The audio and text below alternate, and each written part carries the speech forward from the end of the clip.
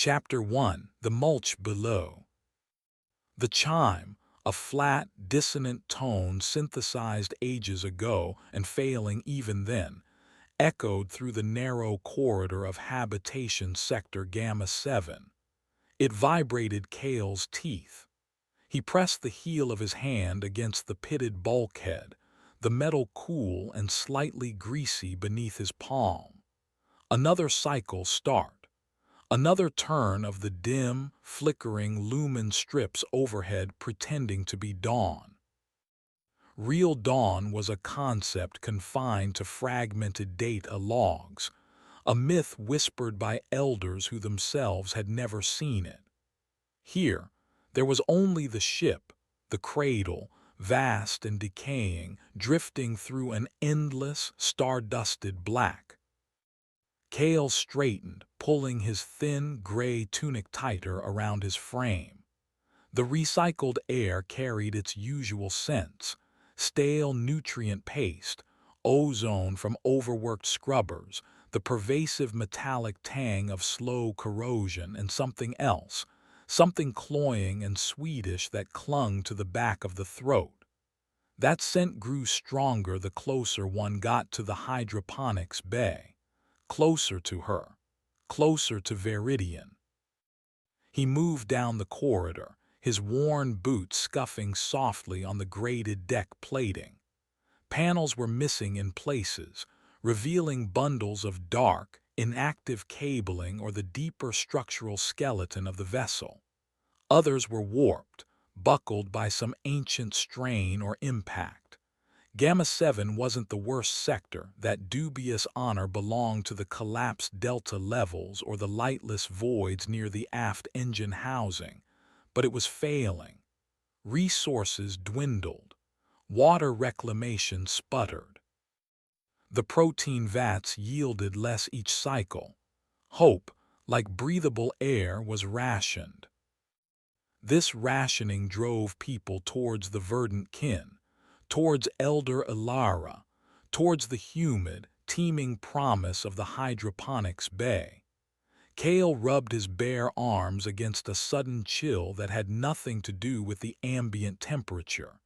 He was kin now, had been for 6 cycles since his parents succumbed to the wasting sickness that filtration couldn't scrub from the water anymore.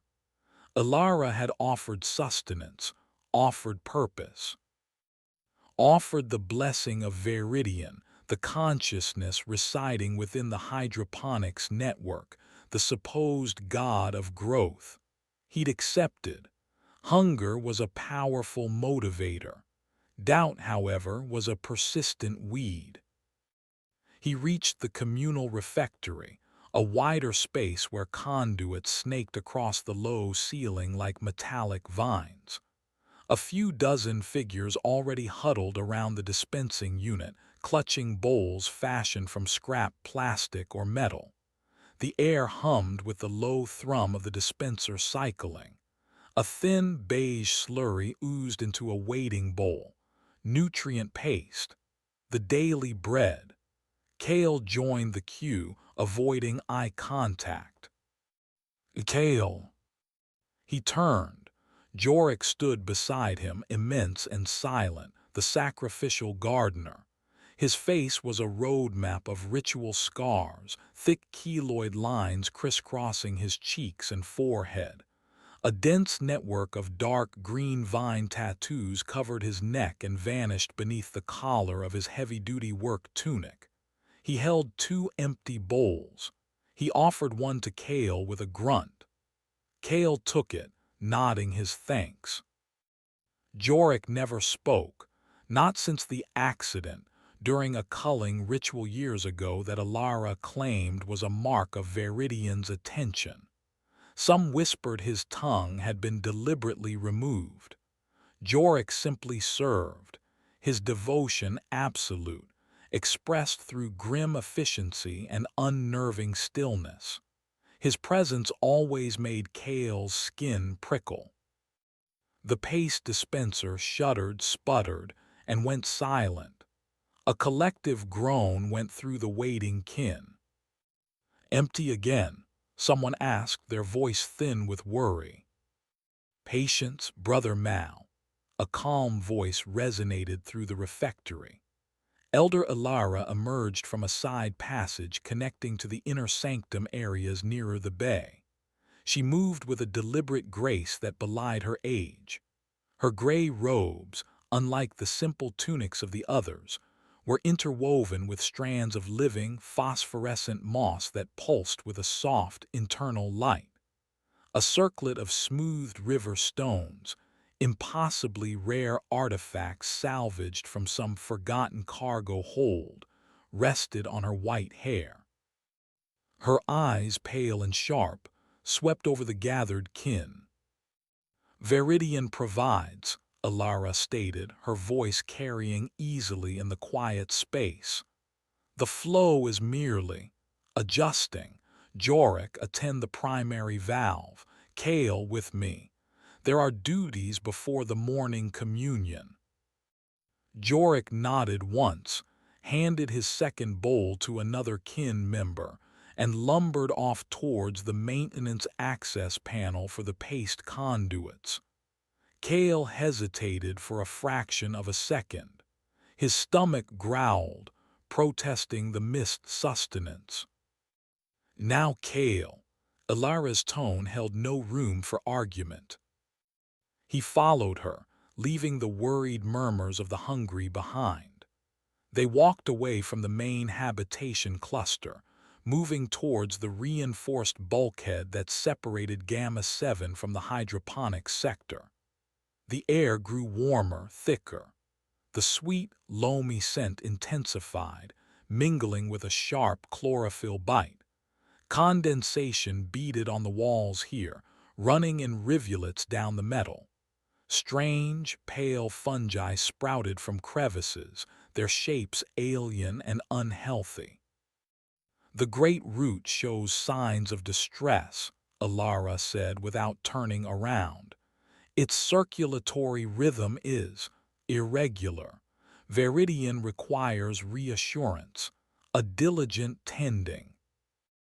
The great root, one of the primary nutrient and water conduits feeding the central chambers of the bay, so overgrown with fibrous, root-like extrusions from the bay itself, that the kin considered it a living limb of their god.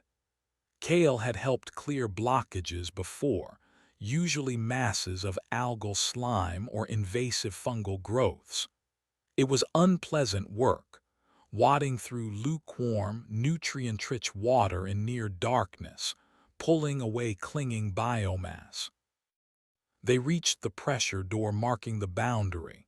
It was different from other hatches on the cradle. Heavier, coated in layers of sealant, and adorned with painted symbols of twinning vines and blooming flowers, the iconography of the Verdant Kin. A small, constantly shifting screen next to the activation panel displayed atmospheric readings from within the bay.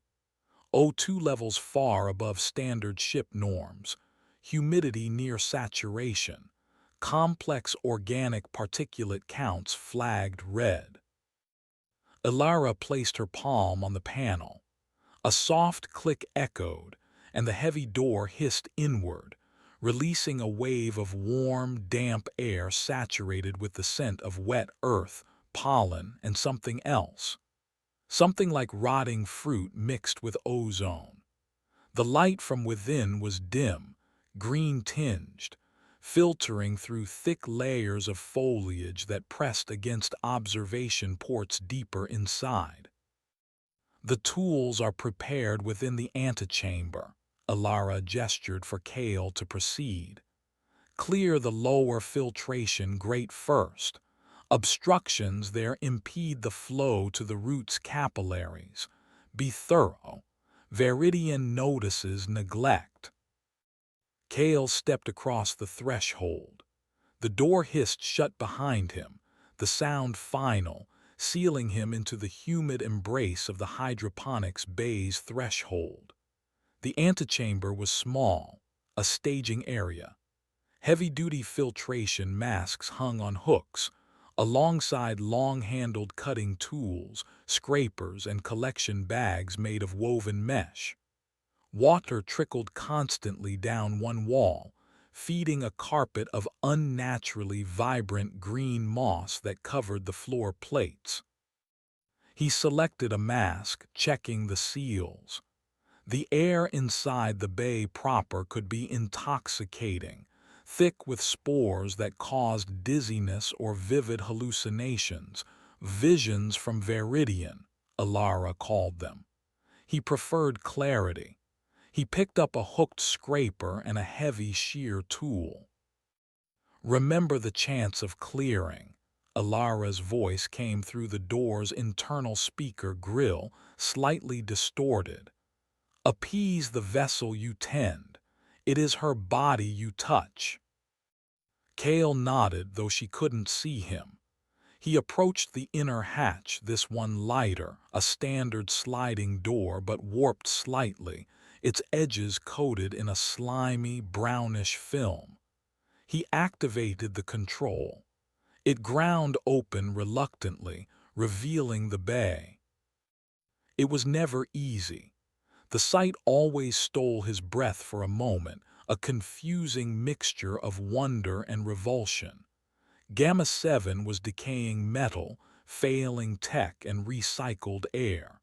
The Hydroponics Bay was alive, riotously, aggressively alive. Vast, vaulted chambers stretched beyond sight, swallowed by shadows and layers of growth. Thick, woody vines, some as thick as a man's thigh, snaked across the ceiling and walls, crushing conduits and buckling structural supports. Leaves the size of sleeping mats fanned out, dripping condensation. Strange, bioluminescent fungi cast pools of eerie blue and green light, illuminating pulsating sacs, feathery ferns, and flowers with petals like polished obsidian. The air hummed, not just with machinery but with the drone of unseen insects, or things that sounded like insects, and the constant dripping, rustling, sighing sounds of vegetation. Walkways, slick with moisture and algae, wound through the dense jungle, disappearing into darkness. Below the main walkway, visible through sections of missing grading, was the murky water of the primary irrigation channels, choked with weeds and pale, searching roots. The path towards the great root's filtration grate led downward, along a narrow catwalk suspended above a section filled with what the kin called whisper reeds. Tall, hollow stalks grew in dense clusters, and the airflow sighing through them created a constant, sibilant chorus that seemed to twist into half-formed words just at the edge of hearing. Kael hated this section. The sounds frayed his nerves, planting suggestions, mimicking voices. He started down the catwalk, his boots splashing in shallow puddles. The green light seemed to swallow sound, making his own movements feel loud and intrusive. He kept his eyes focused on the walkway ahead, avoiding looking too deeply into the shadowed undergrowth on either side. Stories circulated among the kin, initiates who wandered off the path, drawn by enticing scents or voices, never to return. Sacrificed willingly to the embrace of Veridian, Alara claimed. Kael suspected a more mundane, yet equally final consumption. The air grew heavier still, cloying. He could smell the great root now, a scent like rich compost and stagnant water. He rounded a bend where massive, cable-thick vines had torn a gaping hole in the outer wall of the bay, exposing the void beyond. Emergency shutters had slammed down centuries ago, but they were warped, failing. Through a fist-sized gap, Kael glimpsed the hard, indifferent glitter of distant stars against absolute black, a reminder of their isolation, a reminder of how precarious their little bubble of life truly was. He reached the platform overlooking the filtration grate. It was a wide, circular opening in the floor, covered by a heavy metal mesh. Below it, nutrient-rich water churned sluggishly before flowing into a large pipe leading towards the central mass of the great root. The grate was almost entirely choked, not with slime this time, but with a thick, fibrous mass of pale, root-like tendrils, interwoven with clumps of dark, slimy vegetation. It pulsed slightly, almost like something breathing. Kael knelt at the edge, securing the safety tether clipped to his belt onto a rusted mooring point. The fall into the churning water below would be disorienting, dangerous. He lowered the hooked scraper towards the blockage. "Grant flow, release stagnation," he murmured, the first line of the clearing chant Alara insisted upon. The words felt hollow, foolish in his mouth. Life's current finds its way. He hooked the scraper into the fibrous mass and pulled. It resisted, surprisingly tough. He braced himself and heaved harder. A section tore loose with a wet, sucking sound. The tendrils underneath writhed, pale and worm-like, disturbed by the intrusion. The smell intensified, decay, sharp and unpleasant. He worked methodically, scraping, tearing, pulling clumps of the obstruction free, and tossing them aside onto the platform. The water level below the grate began to swirl more rapidly as the flow improved. Sweat beaded on his forehead beneath the mask's seal.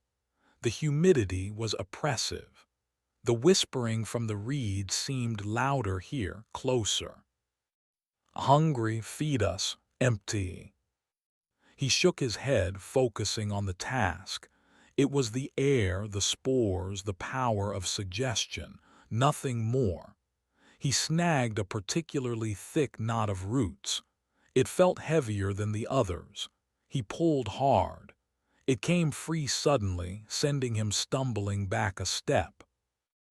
Attached to the root mass, tangled within the pale fibers, was something small and metallic. Kael frowned, leaning closer. It wasn't part of the grate or the filtration system. It looked like a boot buckle. Small, intricately worked, definitely not standard Kin issue. He recognized the design. He'd seen one just like it yesterday, on the belt of young Lyra, one of the recent initiates assigned to pollination duty deeper within the bay. She hadn't reported for morning paste. His breath hitched. He dropped the root mass as if burned. The buckle clattered against the mesh grating. He stared at it, then at the churning, murky water below. The whispering reeds seemed to laugh. He scanned the immediate area, his heart suddenly pounding against his ribs. The dense foliage pressed in on all sides. Shadows stretched long and distorted in the bioluminescent glow. Was something watching? He gripped the heavy shear tool, its weight suddenly reassuring.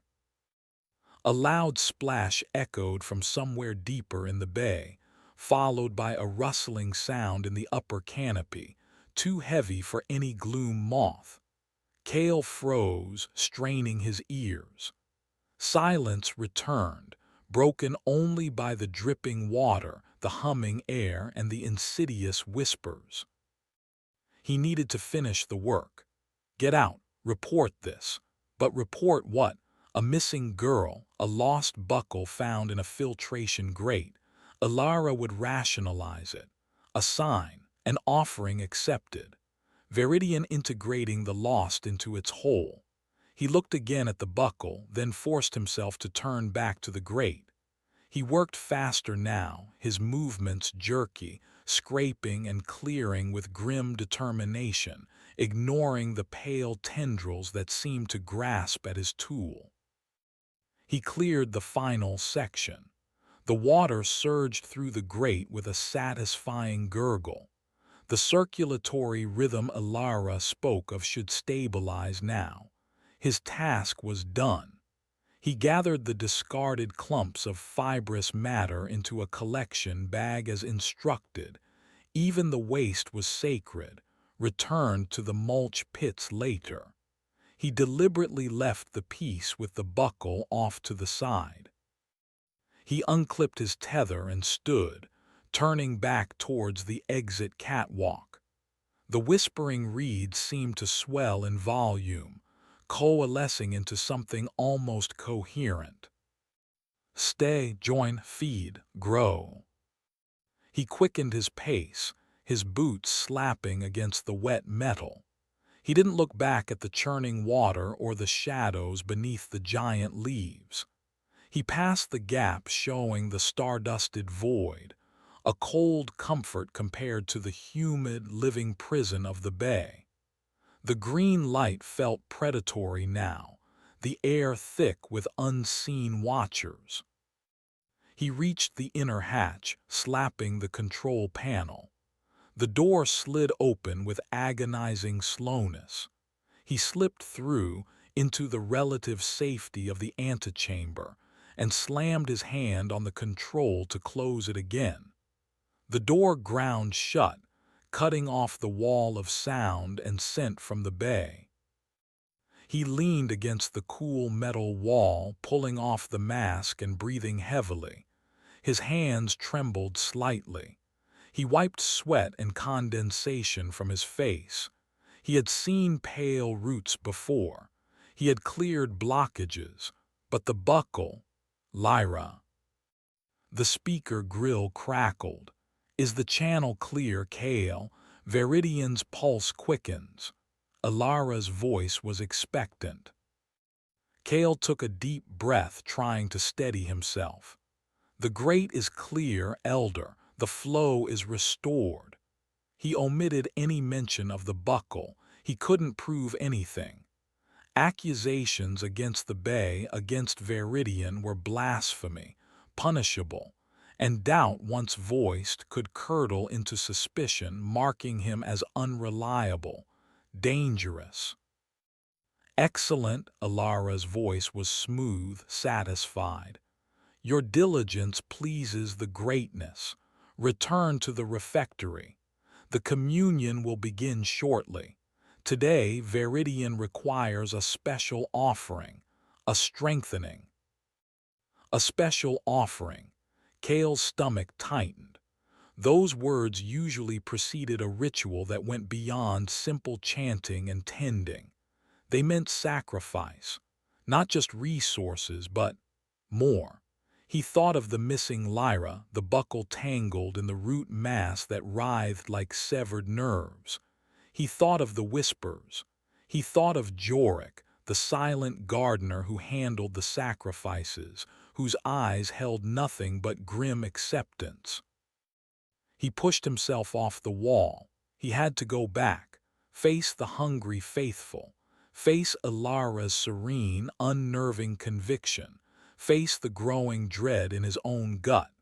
The Hydroponics Bay had provided sustenance, a refuge from the slow death of the outer ship, but the price was becoming clearer, and Kael feared it was paid not just in devotion but in flesh.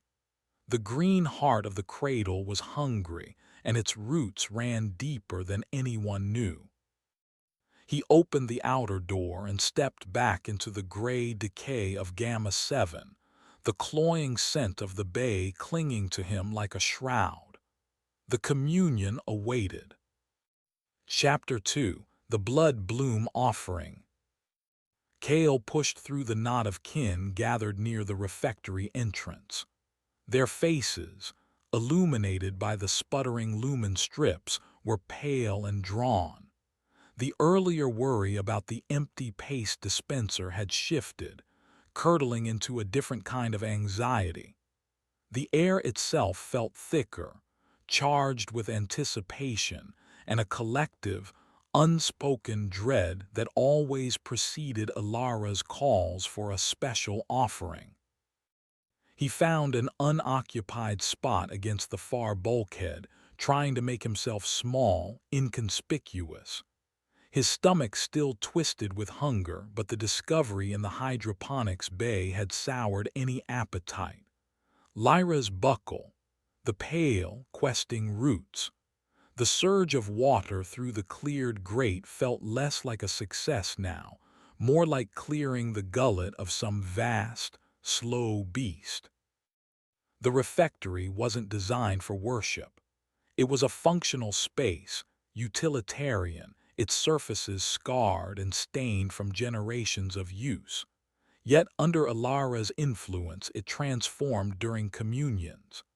Kin members had affixed salvaged data screens to the walls, displaying flickering, abstract patterns of green light meant to represent Veridian's thoughts. Bundles of phosphorescent moss hung from conduits, casting anemic halos. In the center of the room, a low platform had been erected. Upon it sat a large ceramic basin, currently empty, flanked by clay jars containing water drawn directly from the bay's filtration system. Water Kael now viewed with profound suspicion. More kin filed in, their movements subdued, eyes downcast or fixed on Elder Alara, who now stood beside the platform.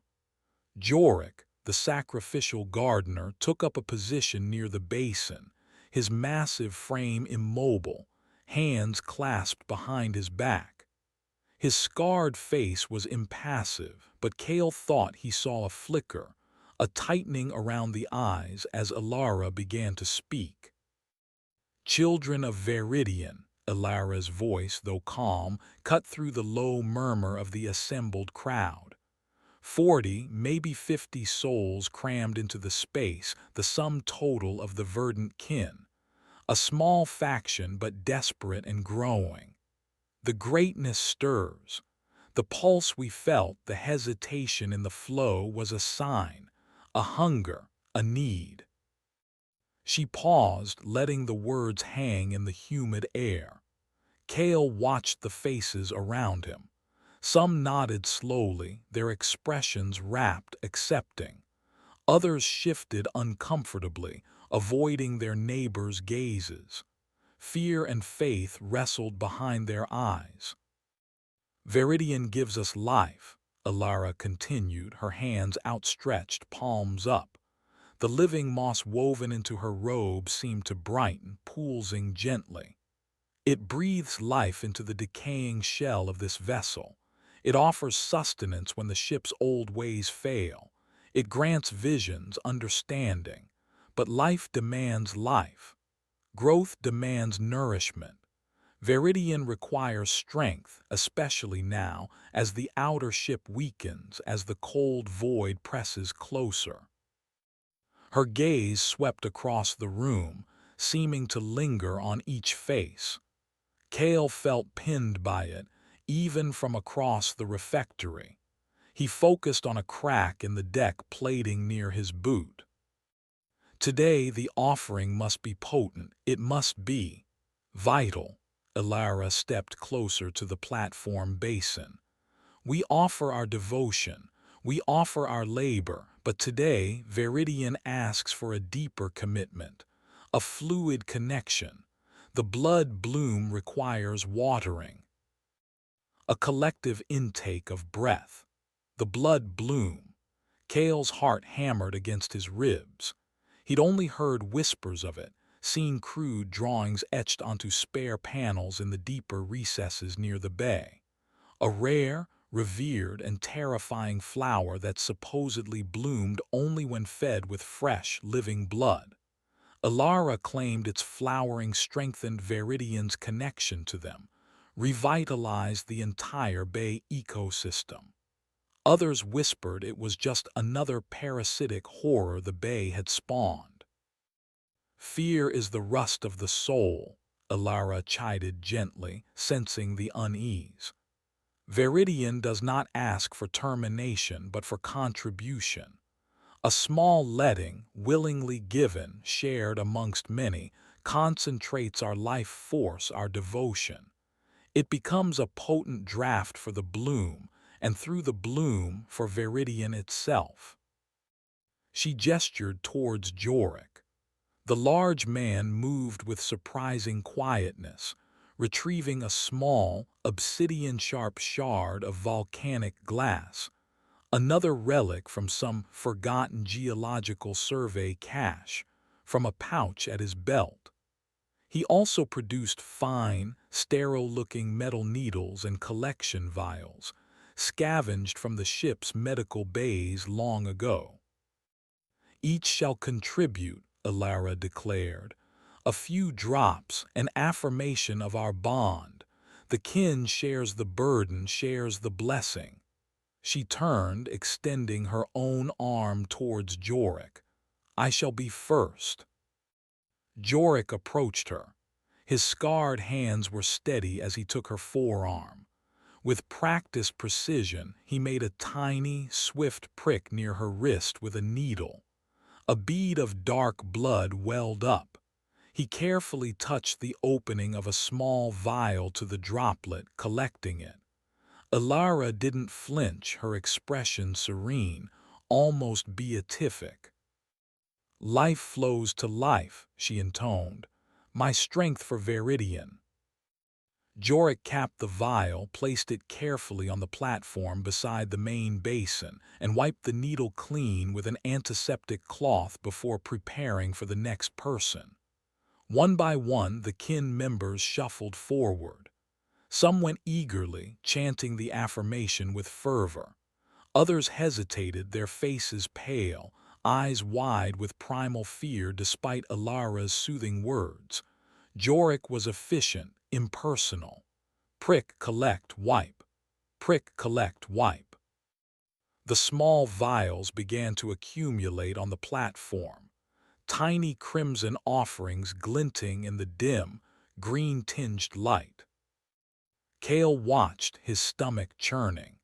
It wasn't the sight of blood, life on the cradle was harsh, injuries common. It was the ritualistic nature, the cold, methodical collection, the purpose it was intended for. Watering a flower that fed a supposed machine god. He thought of Lyra's buckle again. Was this the strengthening Veridian required? Did the blood bloom demand more than mere droplets? The line moved slowly. The air grew thick with the coppery tang of blood mixed with the ever-present scent of damp and decay. The low hum of the ship seemed to deepen, vibrating through the deck plates. Or perhaps it was just the blood pounding in Kael's own ears. He saw familiar faces approach the platform. Old Man Hemlock, who usually spent his cycles patching synth fabric, winced as the needle pricked him, muttering the affirmation through clenched teeth. Young Rilla, barely 14 cycles old, squeezed her eyes shut, tears tracing paths through the grime on her cheeks as Jorik took her contribution. Her mother stood beside her, hand on her shoulder, offering murmured encouragement. Encouragement to feed a blood-drinking plant. Kael's turn was approaching. He felt trapped between the bulkhead behind him and the slow-moving queue. He could refuse, make a stand, but what then? Excommunication, starvation, being cast out into the truly dead sectors, or worse, being declared blasphemous, dangerous. Alara's calm demeanor masked an iron will. Defiance was not tolerated. He remembered initiates who had questioned her edicts vanishing. Their disappearances explained away as voluntary communions with the Bay, bodies never found. The kin member before him, a stocky man named Boral, stepped away from Jorik, rubbing his arm. Boral met Kael's eyes briefly, his expression unreadable, before shuffling back into the crowd. It was Kael's turn. He walked forward, his legs feeling stiff, robotic. He stopped before Jorik, extending his arm automatically, palm up. He avoided looking at the growing collection of vials, at the empty basin waiting to receive their contents. He focused instead on Jorik's hands, scarred, calloused, yet steady. Hands that tended monstrous plants and collected lifeblood with equal detachment. Jorik took his arm. His grip was firm but not painful. Kael braced himself. The prick of the needle was sharp, sudden. He watched as a single drop of his own blood welled up, dark against his skin. He felt strangely disconnected, observing the act rather than experiencing it. Jorik collected the sample with the same impersonal efficiency. "Life flows to life," Kael murmured, the words tasting like ash. "My strength for Veridian." Jorik capped the vial, placed it with the others. He wiped the needle. Kael stepped back, reclaiming his arm, pressing his thumb against the small puncture wound. He retreated quickly to his spot against the wall, feeling dizzy. The air seemed heavier now, the scents more potent. When the last kin member had contributed, Jorik gathered all the small vials. Carefully, deliberately, he uncapped each one and poured the contents into the large ceramic basin. A pool of dark crimson collected at the bottom, disturbingly viscous. It wasn't a large amount, perhaps half a liter in total, drawn from 50 souls. Yet it felt like more. It felt significant, potent with shared fear and desperate hope. Alara stepped forward, raising her hands above the basin. Life given freely, strength shared willingly. Veridian, accept this offering. Let the blood bloom awaken. Let its petals drink deep of our devotion. She began a low, resonant chant in a language Kael didn't recognize, supposedly the pure tongue of the ship's first engineers, or perhaps something Veridian itself had taught her. The rhythmic syllables filled the refectory, hypnotic, ancient. Other kin members picked up the cadence, their voices hesitant at first, then growing stronger, a unified wave of sound washing over the cramped space. The phosphorescent moss pulsed brighter, casting dancing green shadows. Jorik lifted the heavy basin. His movements were slow, deliberate, ceremonial.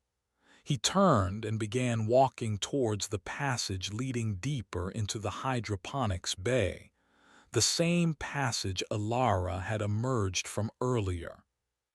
"Follow," Alara commanded, her eyes blazing with fervor. "Witness the acceptance, witness the awakening." The kin surged forward, a shuffling, murmuring tide following Jorik and the basin of blood. Kael found himself swept along, caught in the current. He didn't want to go. He didn't want to see this flower, this thing that fed on them. But turning back was impossible now, caught in the press of bodies, the force of collective, fanatical will. They moved through the passage Kael hadn't entered before. It sloped gently downwards, the walls slick with moisture, entirely covered in thick, velvety moss that absorbed sound. The only illumination came from glowing fungal patches embedded in the moss itself, casting a dim, underwater light. The air was thick, wet, tasting of chlorophyll and something else, a faint, sickly sweet perfume. The passage opened into a smaller, natural cavern, or rather, a section of the ship so overgrown it resembled one. Vines hung like curtains. The floor was soft, yielding, composed of centuries of mulch and soil. In the center of this grotto, bathed in a focused beam of purer green light from a complex arrangement of salvaged lumen tubes overhead, stood the blood bloom. Kael stopped, mesmerized despite his revulsion. It wasn't a flower in the conventional sense. It was a bulbous, fleshy pod easily waist-high, a pale, veined structure like a giant, unhealthy heart pulsing faintly on a thick, thorny stalk. Tendrils snaked from its base, burrowing deep into the rich mulch. Several smaller, closed buds clustered around the main pod. The sickly sweet perfume emanated from it, stronger here, almost dizzying. Jorik approached the bloom, carrying the basin carefully. He stopped before it, lowering the basin to the mulchy ground. Ilara stood beside him, her chanting reaching a crescendo. The other kin gathered in a semicircle, their faces upturned, watching with breathless anticipation. Ilara made a sharp gesture. Jorik knelt. With utmost care, he lifted the basin and began to pour the collected blood onto the soil directly around the base of the blood bloom stalk. The dark liquid soaked quickly into the rich mulch, vanishing almost instantly. For a moment nothing happened. The chanting stopped. The only sounds were the dripping of water, the hum of distant machinery, and the ragged breathing of the assembled kin. Kael held his breath. Then the main pod shuddered. The pale, fleshy surface seemed to ripple. The pulsing intensified, becoming a visible, rhythmic throbbing. A collective gasp went through the crowd. The veining on the pod darkened, turning from faint gray to a deep crimson, as if the offered blood was being drawn up directly into its tissues. Slowly, almost imperceptibly at first, the top of the central pod began to split. 4 fleshy segments peeled back like the unfolding petals of some nightmare orchid. They weren't smooth petals, but textured, lined with what looked like tiny, inward-curving barbs or teeth. As they unfurled, they revealed the bloom's interior. It was not a stamen and pistil Kael saw. It was a gaping, circular maw, dark and seemingly bottomless, lined with glistening, needle-sharp thorns arranged in concentric circles. The sickly sweet perfume intensified exponentially, thick and cloying, making Kael gag. It wasn't just perfume. It carried pheromones, bioagents designed to lure, incapacitate. The bloom was open. It had accepted their offering. Ilara raised her arms in triumph. Veridian accepts. Life is renewed. The bond is strengthened. Some kin members wept with relief or ecstasy. Others stared, faces slack with awe or terror. It was hard to tell which. Kael felt cold sweat trickle down his spine. This wasn't renewal. This was feeding a parasite, a monstrous biological engine that demanded blood. Whose blood would it demand next time? How much? What happened if the droplets weren't enough? He thought again of Lyra. Had she been brought here? Had she been the real offering required to awaken this horror? As if sensing his thoughts, Ilara turned, her gaze finding him in the crowd. Her expression wasn't triumphant anymore. It was knowing, challenging, a silent warning. You are kin. You participate or you become mulch. Suddenly, a commotion erupted near the entrance passage. Shouts, the clang of metal on metal. The rapt attention of the kin broke, heads turning towards the disturbance. "They're past the outer lock," a voice yelled, panicked. "Rust devils, scavengers." Chaos erupted in the grotto. The sacred moment shattered. Ilara's face hardened. "Jorik, protect the bloom. Kin, arm yourselves, defend the sanctum." Some kin members scrambled for improvised weapons, sharpened pipes, heavy wrenches, cutting tools brought from their work duties. Others cowered back against the mossy walls. Jorik placed himself squarely before the now fully opened blood bloom, retrieving a massive, wicked-looking harvesting scythe from hooks hidden amongst the vines. Kael saw his chance. Amidst the confusion, the sudden shift from ritualistic horror to the raw violence of a territorial dispute, he could slip away. He could try to reach Silas, the heretic engineer rumored to live in the abandoned conduits near Sector Theta. He could warn anyone, about what was truly happening here. But as he turned, edging towards the passage, his eyes snagged on something near the base of the blood bloom, half hidden in the mulch where Jorik had poured the blood. Not a root, not a vine, a small scrap of fabric, gray, torn, identical to the tunic Lyra had been wearing. He froze, proof, tangible proof. He had to retrieve it, but Jorik stood guard, scythe ready. And from the passage came the sounds of struggle, grunts, shouts, the unmistakable high-energy discharge of a scavenged pulse welder being used as a weapon. The rust devils were inside. The horror of the bloom was momentarily eclipsed by the immediate threat of violence. Kael was caught between the slow, consuming dread of the Hydroponics God and the brutal, sudden danger of rival survivors. Escape, warning, proof, choices tangled like the vines around him, each path fraught, each decision potentially fatal. The sickly sweet scent of the blood bloom seemed to mock him, a promise of digestion, slow or fast. Chapter 3: Rust and Roots. The shouts from the passage amplified, punctuated by a sharp, metallic screech, tortured metal giving way. Then they were through. Figures spilled into the blood bloom grotto, starkly different from the moss-draped Verdant Kin. These were the rust devils, clad in scavenged pressure suit fragments, hardened synth leather stitched with metal plates and wielding crude, effective weapons. Pipe wrenches wielded like maces, lengths of sharpened rebar, and the harsh blue-white flare of a sputtering arc welder spitting sparks.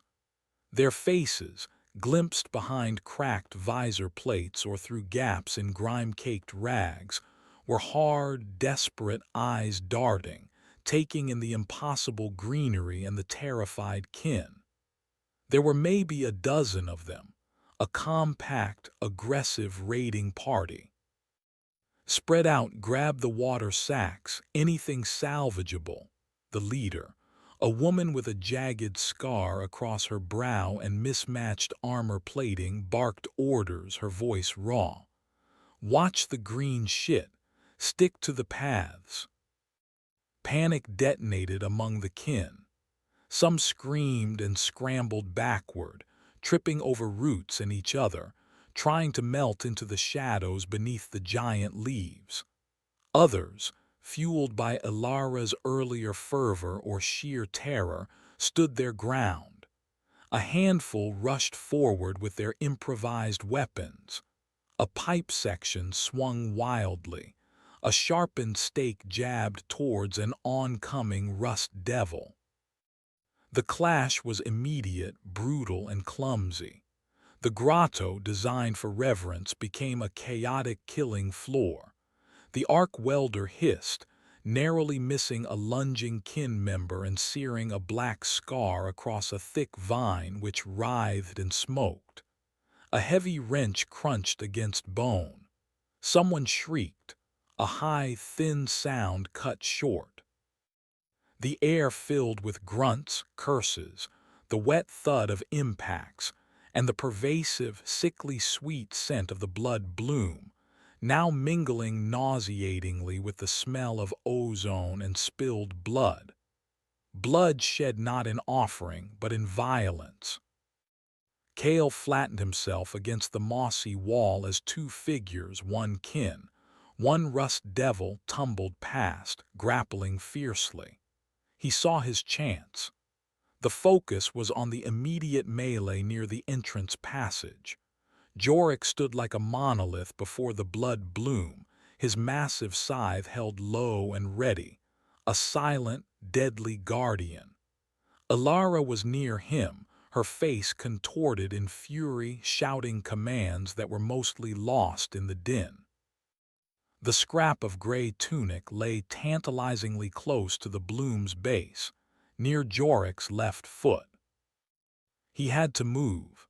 Now, staying low, using the chaos as cover, Kael pushed off the wall and scurried towards the central platform. He darted behind a thick cluster of pulsating fungi, their light flickering erratically, casting confusing shadows. He peered around it.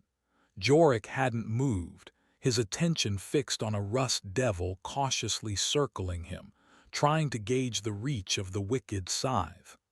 Alara was attempting to rally the kin fighters, pointing, directing, her voice shrill. Kael took a deep breath, the spore-heavy air doing little to calm his racing heart. He broke cover again, moving in a low crouch, closing the distance to the bloom. 10 steps. 5. He could see the texture of the torn fabric now, the specific weave pattern Gamma 7 used for its initiate tunics. Lyra.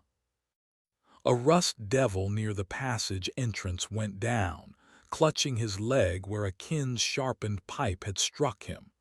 His comrade roared and charged, swinging a heavy chain.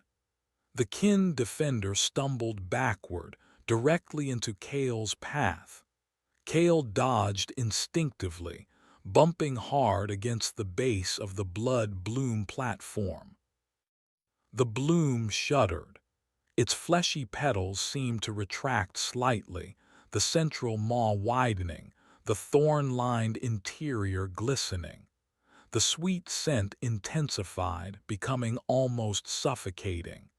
Kael felt a wave of dizziness wash over him. Jorik shifted his stance, reacting to the movement near his charge. His head turned slightly towards Kael. Kael froze, expecting discovery, condemnation.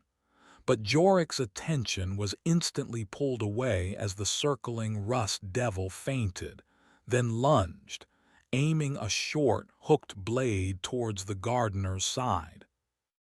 Jorik moved with surprising speed for his size. The scythe whistled through the air in a flat arc. It wasn't aimed to kill, but to intercept. The heavy, curved blade connected with the rust devil's weapon arm. Metal shrieked against metal. The hooked blade flew from the attacker's grasp, clattering against the cavern wall. The rust devil staggered back, howling, clutching his numbed arm.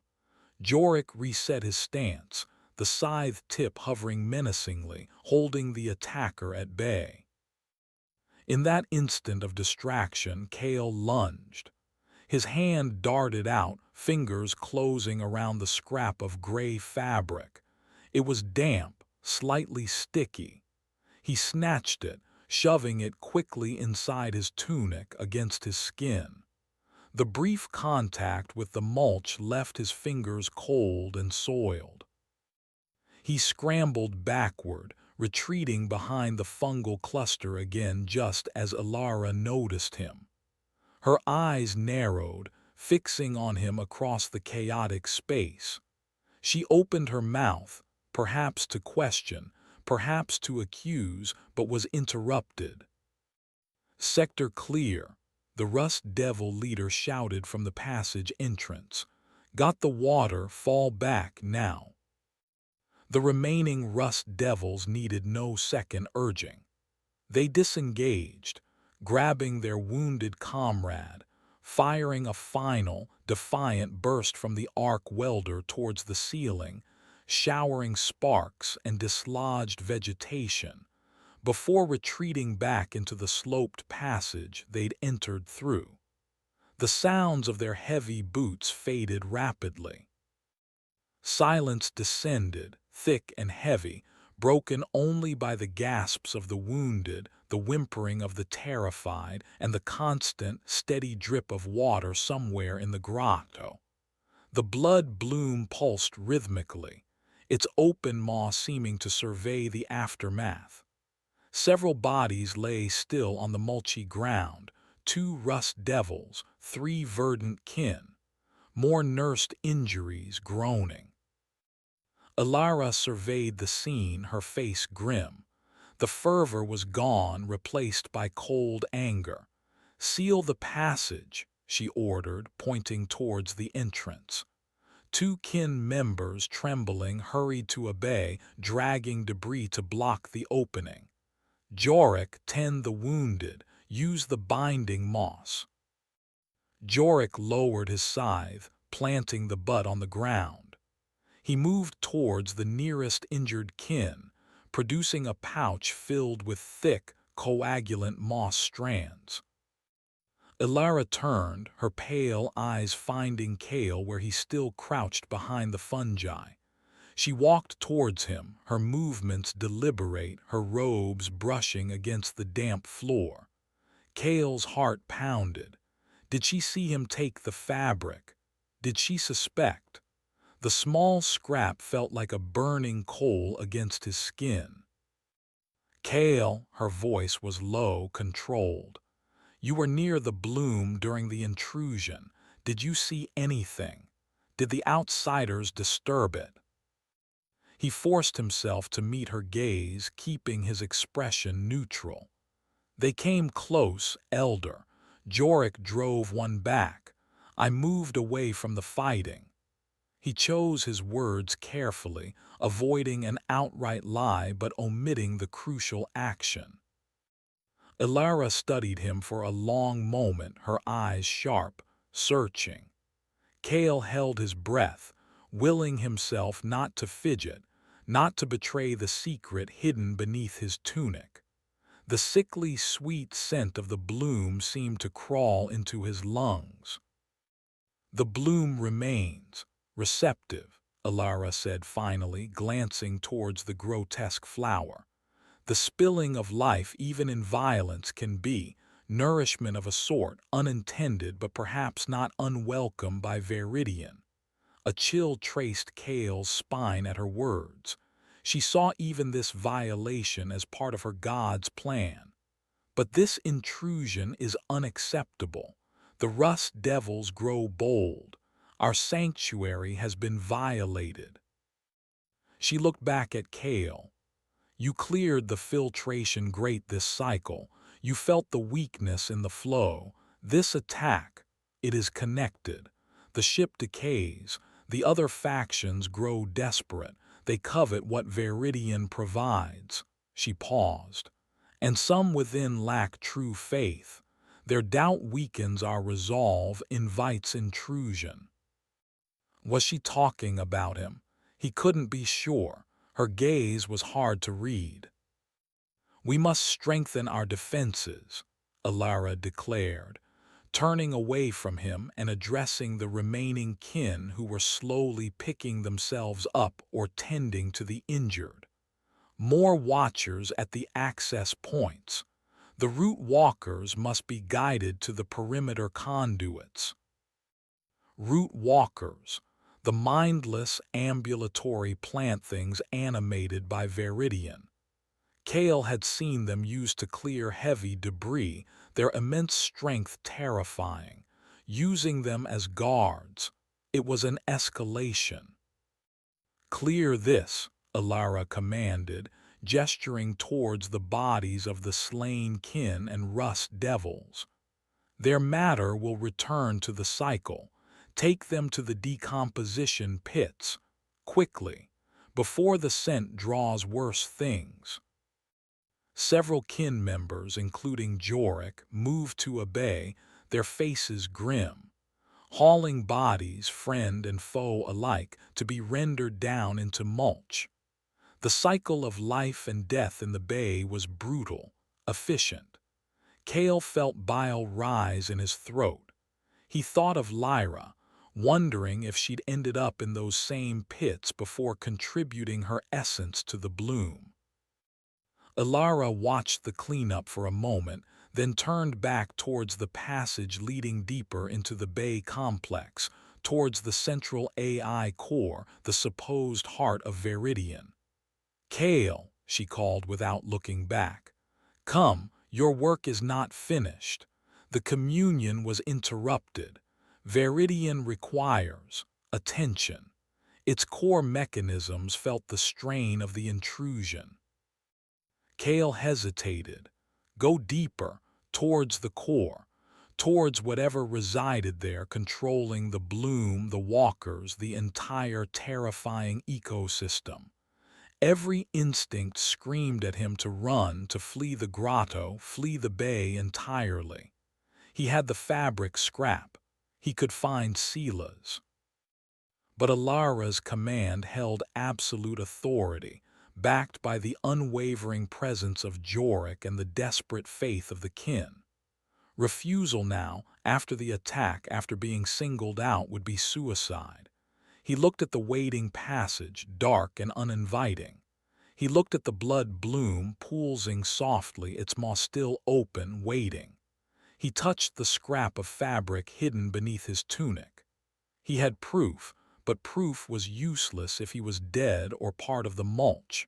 He needed to survive. He needed to understand more.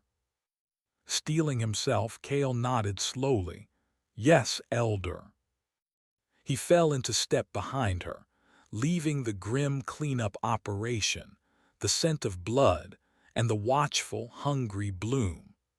They walked deeper into the green heart of the ship, the air growing warmer, the sounds of the jungle changing, stranger calls echoing from unseen levels. The path narrowed, winding through pulsing fungal gardens and past streams where blind, pale creatures swam in the recycled water. Kael felt he was descending into the gullet of the ship itself, drawn towards a center that promised answers, but also, perhaps, consumption. The scrap of fabric felt heavier with every step, a small, terrible weight against his chest. Chapter 4: Veridian's Gaze. The passage Ilara led Kael down burrowed deeper into the ship's structure, but paradoxically felt more alive, more densely organic than the grotto they had left behind. The salvaged lumen strips became scarcer, replaced entirely by the pervasive bioluminescence of the bay's flora. Great, shelf-like fungi jutted from the walls, dripping phosphorescent slime that sizzled faintly where it hit the deck plating, eating slowly into the metal. Thick, ropey vines, pulsating with a slow inner light, formed arches overhead, their surfaces disturbingly warm and yielding to the touch.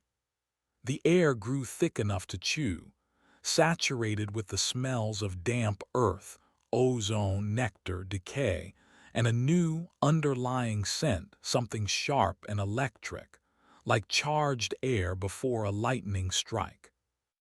Ilara moved with unnerving confidence, her moss-woven robes blending into the shadows and fungal light. She didn't hesitate at junctions, didn't pause to examine the strange growths, or listen to the unsettling scuttling sounds that occasionally echoed from ventilation shafts choked with pale roots. Her path seemed preordained, guided by an internal map or perhaps by the whispers Kael fought so hard to ignore. Kael followed closely, the heavy shear tool gripped tight in his right hand, the scrap of Lyra's tunic a constant, abrasive reminder beneath his own worn garment. He scanned the surroundings constantly, his senses on high alert. The relative quiet after the Rust Devil attack felt unnatural, temporary. Here, violence wasn't always loud. Consumption could be silent, insidious. They passed through a section where the deck plating had corroded away entirely, revealing a lattice of structural beams spanning a dark chasm below. Thick, mossy growths coated the beams, some patches shimmering with an oily iridescence Kael didn't recognize. "Tread carefully," Alara cautioned, her first word since leaving the grotto. Veridian tests the focus of those who approach its heart. Distraction finds weak footing. She stepped onto the first beam, her movements fluid, balanced. Kael watched her, then looked down. He couldn't see the bottom of the chasm, only darkness that seemed to absorb the faint fungal light. A low, almost subsonic hum vibrated up through the soles of his boots. He took a hesitant step onto the beam, finding the moss slick beneath his worn tread. He shuffled forward, arms slightly outstretched for balance. The iridescent patches of moss seemed to shift as he passed over them. He felt a strange, lurching sensation in his gut, a momentary disorientation, as if gravity itself had wavered. Gravity moss. He remembered the warnings from other initiates. Step unwarily, and it could twist your balance, send you plunging into whatever lay beneath. He focused intently on Alara's back, mimicking her footsteps, planting his feet firmly on the duller, thicker sections of growth. The hum intensified slightly as he crossed the widest patch, making his teeth ache. They reached the other side. Kael stepped onto solid deck plating again, letting out a breath he hadn't realized he was holding. His palms were slick with sweat. Alara hadn't looked back. The passage continued, winding downward. They entered a wider chamber, cathedral-like in its dimensions, dominated by enormous, translucent sacs hanging from the ceiling like monstrous jellyfish filled with glowing green liquid. Tubules snaked from these sacs, connecting to bundles of ship's cabling and data conduits repurposed by the bay's relentless growth. Nutrient reservoirs, biological batteries. Kael didn't know, but the sheer scale was unnerving. The air here was thick with pollen, shimmering motes drifting lazily in the green light. Kael instinctively raised his arm to cover his nose and mouth, remembering the pollen ghosts. Alara glanced back, a faint smile touching her lips. "Unnecessary, Kael. These are sterile spores, part of the atmospheric processing. Veridian provides clean air, though its scent may seem potent to the unaccustomed." He lowered his arm slowly but breathed shallowly. The pollen did have a strange scent, sweet but also metallic, almost like burnt sugar and copper. He felt a lightheadedness, a slight fuzziness at the edge of his thoughts. Was it just the pollen or something else? As they walked beneath the glowing sacs, a section of the far wall seemed to detach itself. A long, whip-like tendril, dark green and glistening, lashed out from the foliage with startling speed. It wasn't aimed at them, but at a large, skittering creature resembling a multi-legged crustacean made of hardened fungus, a thorn crawler that had scurried into the open. The vine lasher wrapped around the crawler instantly, constricting with an audible crack. The crawler spasmed, then went still. The vine retracted, dragging its prey back into the dense undergrowth with terrifying efficiency. Kael flinched back, bumping into one of the main support pillars, now entirely encased in vine growth. Alara paused, watching the spot where the crawler had vanished. "The cycle continues," she murmured, seemingly unfazed. "Predator and prey. Veridian maintains balance, All serve the whole. Even the aggressive must feed and in turn be fed upon. She turned back to Kael. The closer we draw to the heart, the more primal the energies become. Keep your focus.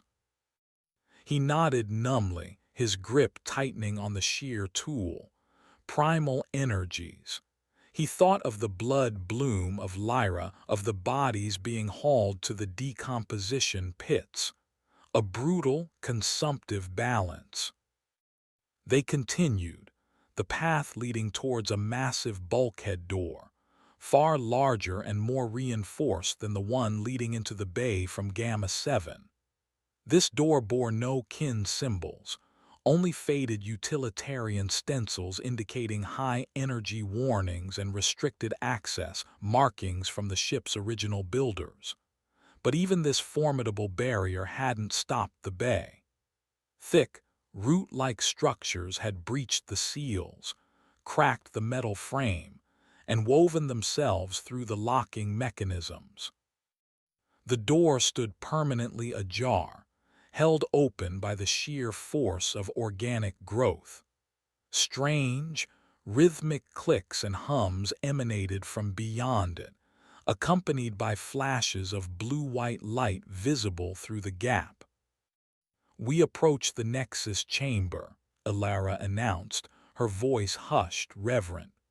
"Where Veridian's consciousness coalesces, where the machine mind and the life force merge." Kael felt a growing pressure in his temples.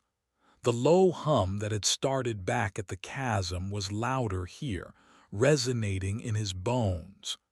The air crackled with static electricity, raising the fine hairs on his arms. He peered through the gap in the door. The chamber beyond was vast, circular. Unlike the rest of the bay, it wasn't entirely consumed by foliage, though massive, cable-thick roots snaked across the floor and walls, converging on a central structure. This structure was a baffling hybrid of technology and biology. A tiered plinth held racks of crystalline data storage units, salvaged and arranged like some primitive altar. Many crystals were cracked, dark, or overgrown with glowing moss. Cables, thick as pythons, snaked from these racks, not into standard power conduits, but directly into pulsating, organic masses, junction boxes made of living tissue. In the very center, suspended within a network of roots and cables, pulsed a large, irregular sphere. It seemed composed of interwoven optical fibers, fungal hyphae, and solidified nutrient paste, all glowing with an internal shifting light that cycled from deep green to electric blue. Strange symbols and geometric patterns flickered across its surface, too complex and rapid to decipher. This, Kael assumed, was the core, the heart of Veridian. The pressure in his head intensified as they stepped through the gap into the Nexus chamber. It felt like a physical weight pushing against his skull.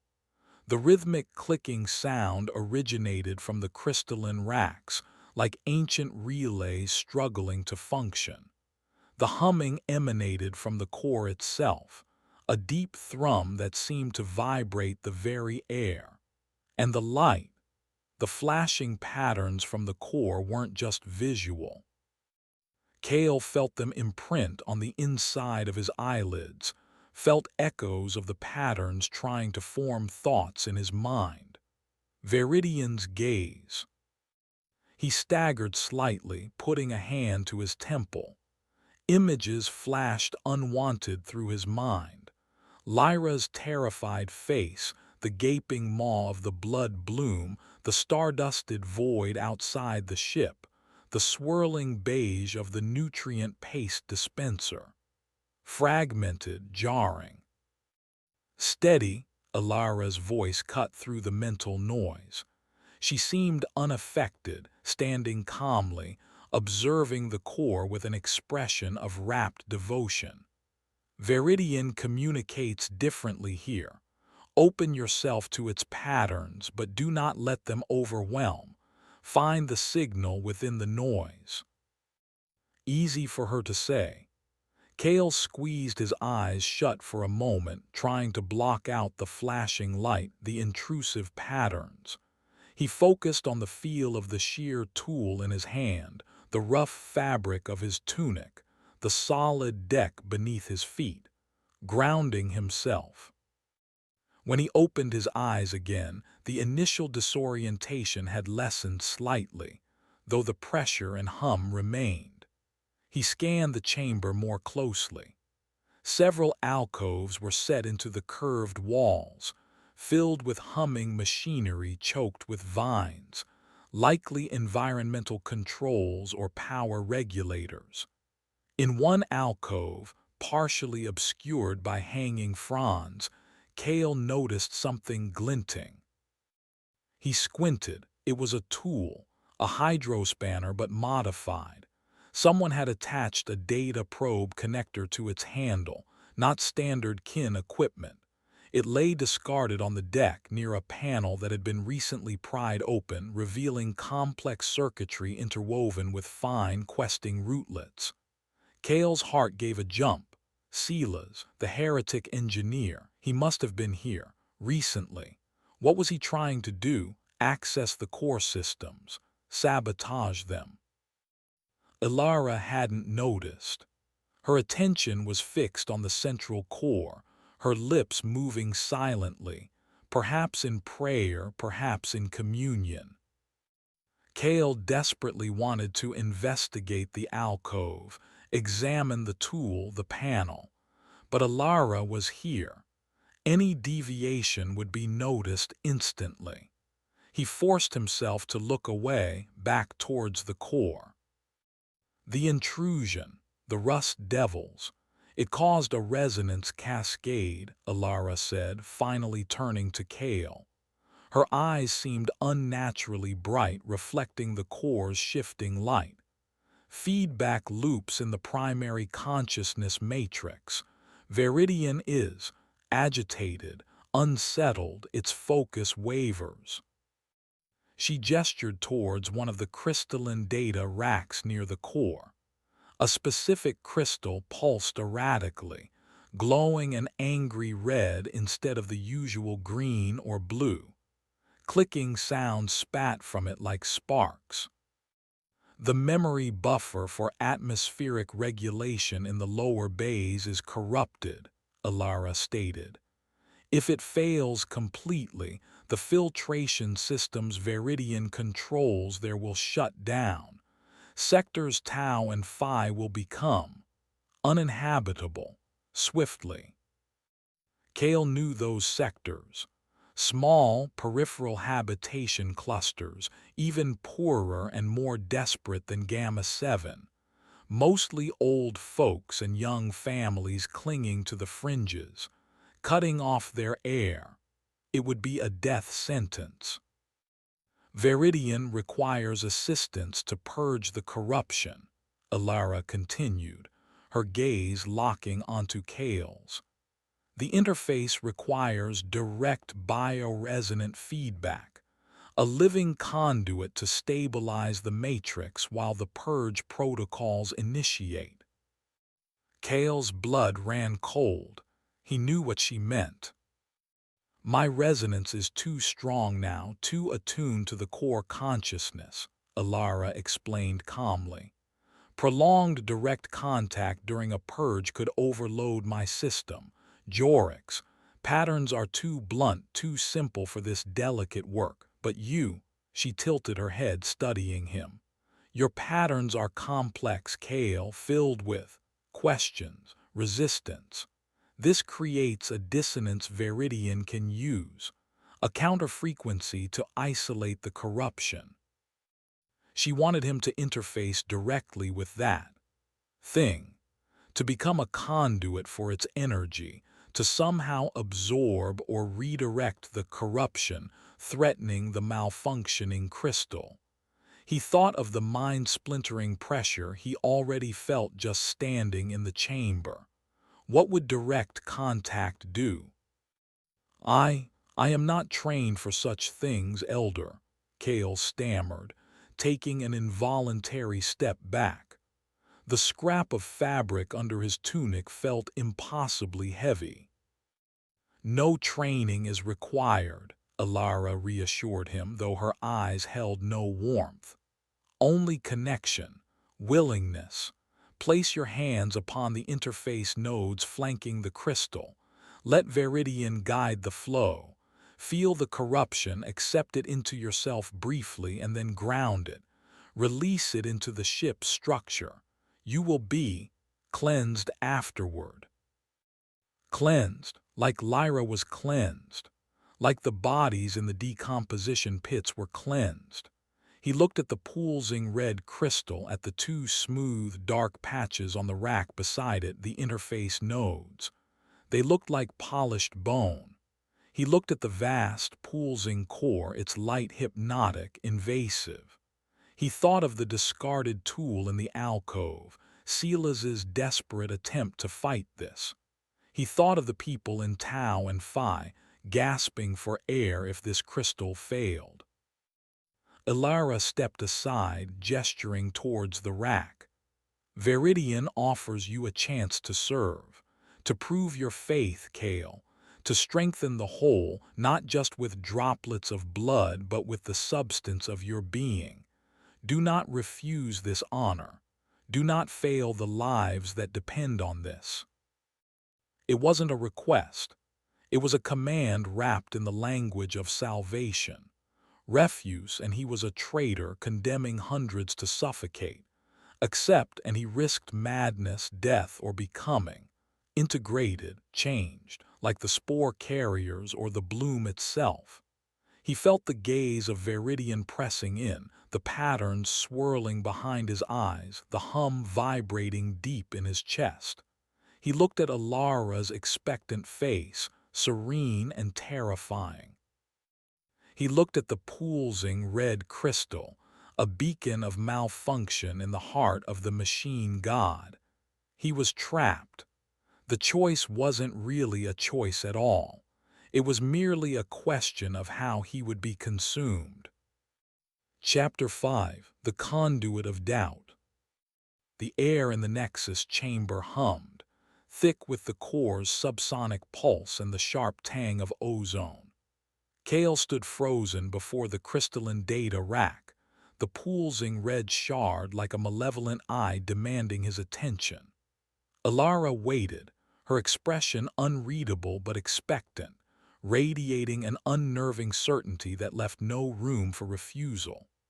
The weight of Tau and Phi sectors, of hundreds of unseen lives potentially gasping in failing air, pressed down on him, heavier than the gaze of Veridian itself. Suicide by defiance or potential annihilation by compliance, some choice. He took a shaky breath, the metallic pollen taste coating his tongue. His hand tightened on the shear tool, a useless comfort against this kind of threat. He forced himself to release it, letting it hang from the loop on his belt. He needed both hands. He needed to focus. Slowly, reluctantly, Kael approached the data rack. The clicking from the corrupted crystal intensified as he drew nearer, sounding like frantic, tiny teeth gnashing together. The smooth, dark patches flanking it, the interface nodes, seemed to absorb the ambient light, looking cold and strangely organic like polished chitin. He hesitated, his hands hovering over them. Could he do this? Could he touch this thing, let its corrupted energy flow through him and remain himself? He glanced towards the alcove where Silas's modified hydrospanner lay discarded. A fool's hope. Silas had tried direct intervention, tampering, and failed. Alara's way, the bioresonant path, might be the only way, however horrifying. Place your hands, Kael. Alara's voice was soft, yet held the unyielding hardness of bulkhead steel. Trust Veridian, trust the process, become the conduit. His heart hammered against his ribs, a frantic drumbeat against the core's deep hum. He closed his eyes for a brief second, picturing Lyra's small, torn buckle, feeling the rough scrap of fabric against his chest. For them, he thought, though the sentiment felt thin, inadequate against the overwhelming fear. For Tao and Phi. He opened his eyes and pressed his palms flat against the cool, smooth surface of the interface nodes. The reaction was instantaneous, violent. It wasn't just an electric shock, though jolts of energy did course up his arms, making his muscles clench involuntarily. It was an invasion. The humming intensified exponentially, surging through the nodes, through his hands, his arms, directly into his skull. The pressure in his temples exploded, blossoming into searing pain. The flashing lights of the core weren't just external anymore. They erupted behind his eyelids, overwhelming his vision with strobing patterns of green, blue, and angry, corrupted red. He gasped, trying to pull his hands back, but they felt fused to the nodes, held fast by the energy pouring into him. His teeth clenched so hard his jaw ached. The clicking of the crystal echoed inside his head, morphing into a chorus of discordant whispers, fragmented data streams, error codes screaming like tortured voices. Cascade failure atmospheric integrity, sector tau, critical. Purge interrupt organic intrusion, query. Life support, phi sector oxygen levels falling, warning. Feed need, grow, consume. Error memory block, corrupted, isolate text size. The thoughts weren't his own. They poured into his mind, chaotic, conflicting, the raw, jumbled consciousness of the machine god, overlaid with the angry static of the corrupted data. He felt Veridian's vast, distributed awareness. The damp tendrils creeping through bulkheads, the slow digestion in the mulch pits, the rhythmic pulse of the blood bloom, the mindless patrolling of the root walkers, all overlaid with the panic signals from the failing sectors and the frantic, illogical loops of the damaged memory crystal. Focus, Kael. Ilara's voice cut through the mental cacophony, distant but sharp. Find the red static, the corruption. Do not drown in the stream. He tried. He gritted his teeth against the pain, against the overwhelming flood of alien sensation. He tried to isolate the jagged, angry pulses of red light he saw behind his eyelids, the screaming error codes that felt like shards of glass scraping against his synapses. This was the corruption Ilara spoke of. This was the knot he had to unravel or channel away. Sector Tau, life signs, fading. Error, unstable resonance. He felt the suffering from the distant sectors, a faint, collective gasp filtering through the machine's network. He felt the raw panic embedded in the corrupted crystal, a loop of digital fear reinforcing itself. And beneath it all, a cold, ancient hunger, the fundamental drive of the Bay's ecosystem. Consume, grow, integrate. Ground it, Ilara commanded. Accept the red static, draw it into yourself, then release it, into the deck, into the ship's frame, let the metal absorb the discord. Draw it in, he recoiled from the thought. The red static felt like pure poison, digital and psychic venom, but the whispers from Tau and Phi grew weaker. He had to try. He forced his mind to focus on the red fragments within the storm of light and sound. He visualized them, sharp-edged, vibrating with malice. Then, tentatively, he tried to pull them towards himself, away from the main flow between the nodes. The effect was immediate. The red static surged towards his mental grasp, and the pain intensified tenfold. It felt like grabbing a handful of burning wires. Searing energy flooded his nerves, raw, uncontrolled. He cried out, a strangled sound torn from his throat. His body arched, straining against the unyielding grip of the interface nodes. The scent of ozone grew stronger, sharp and stinging in his nostrils, accompanied by the faint smell of burning hair, his own. Images flooded his mind, carried on the tide of red static. Not just error codes, but fractured memories stored within the crystal, corrupted by whatever had damaged it. He saw flashes of Gamma-7's decay, leaky conduits failing scrubbers. He saw the rust devils breaking through the grotto, the flare of the welder. He saw himself kneeling by the filtration grate, finding Lyra's buckle. He saw Lyra herself, her eyes wide with terror, being dragged towards the blood bloom by silent, vine-covered figures. He saw the bloom opening, accepting her. The images were disjointed, nightmarish, amplified by the crystal's corrupted state. Were they real memories Veridian had absorbed, or just chaotic data fragments interpreted by his own terrified mind? He couldn't tell. The distinction blurred. Intruder, detected. Memory access violation. The thought wasn't his, it was cold, analytical, coming from the deeper layers of Veridian beneath the static. It felt curious, observing his reaction. Now, Kael, release it, Alara urged, her voice tight. Before it consumes you, push it down, into the deck. He had to let go. He pictured the burning red energy consolidating within him, a searing ball in his chest. Then, with a supreme effort of will, he mentally shoved it downward. Through his legs, his feet, towards the metal deck plating beneath his boots. He visualized it sinking into the ship's structure, grounding, dissipating into the vast, cold metal mass of the cradle.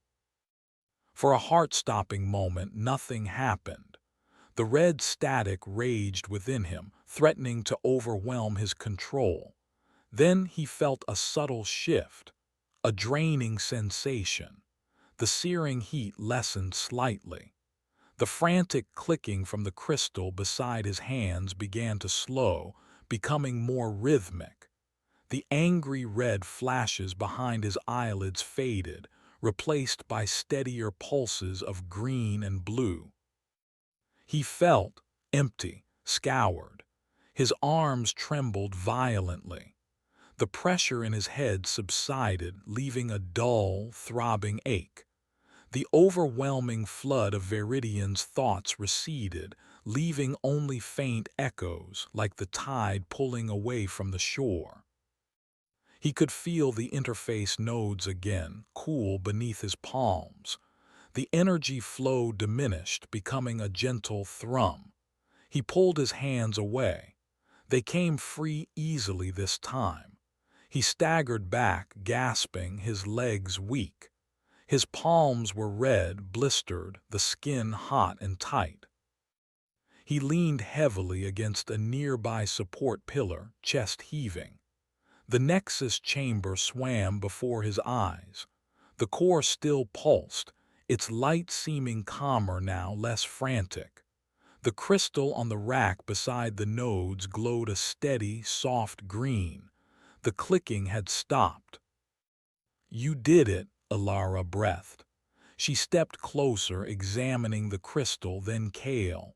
Her expression was intense, searching, not gratitude but assessment. The corruption is purged. The matrix is stabilized. You served as an effective conduit.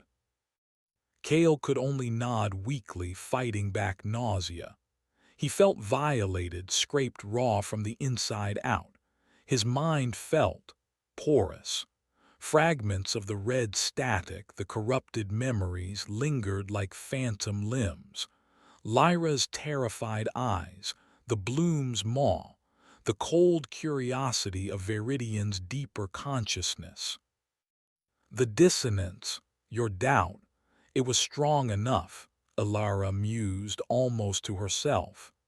It shielded you, perhaps, allowed you to channel the corruption without being fully integrated by it. Interesting. Interesting. Kael wanted to scream. He wanted to collapse.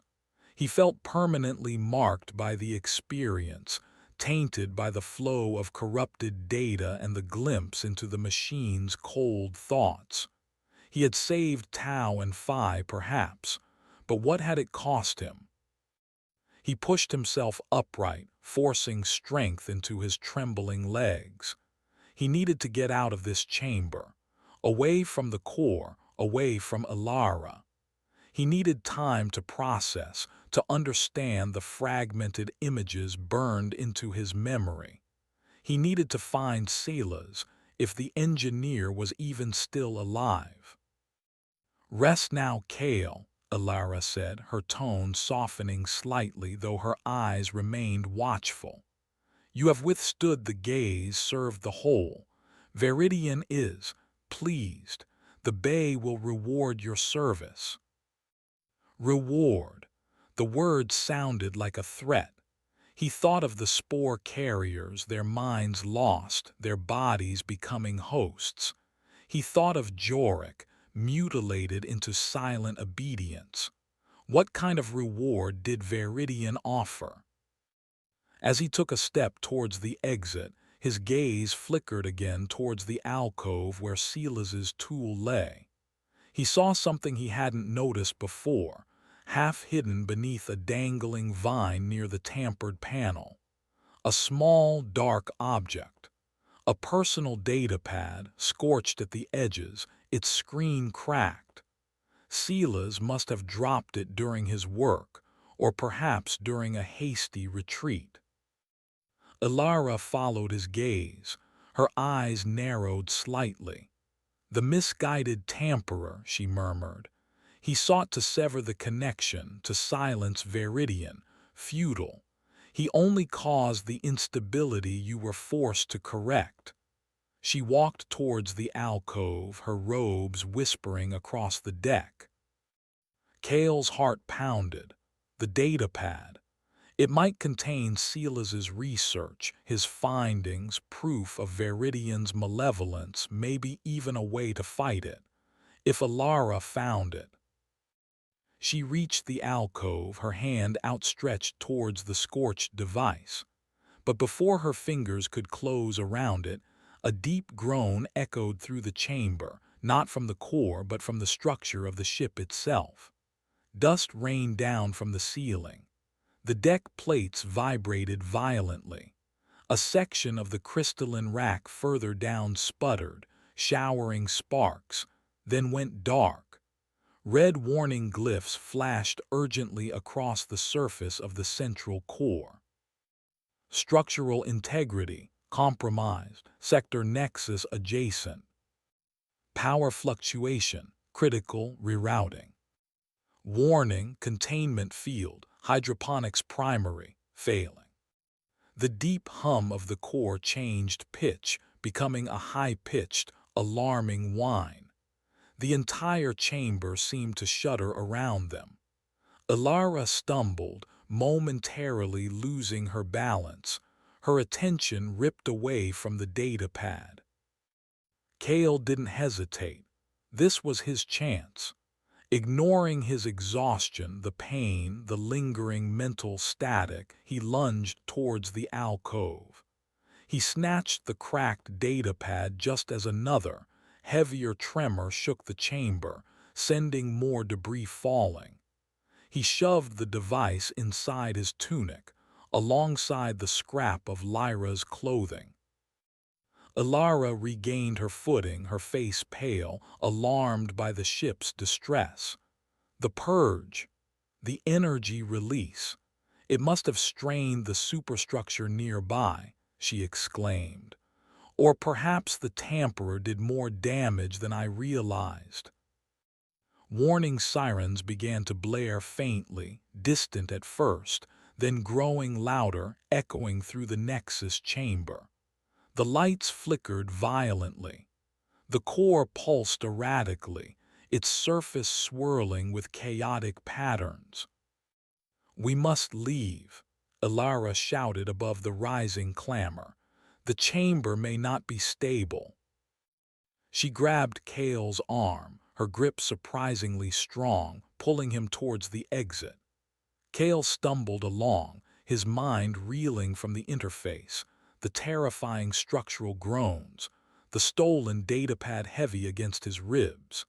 He had survived the conduit, gained potential knowledge, but now the very heart of the Hydroponics Bay seemed to be tearing itself apart around them. Escape was paramount, but escape to where? And what new horrors awaited them in a destabilized, panicking machine ecosystem? The gaze of Veridian felt less like a focused beam now, more like the thrashing, sightless rage of a wounded beast. Chapter 6: The Panic of Roots.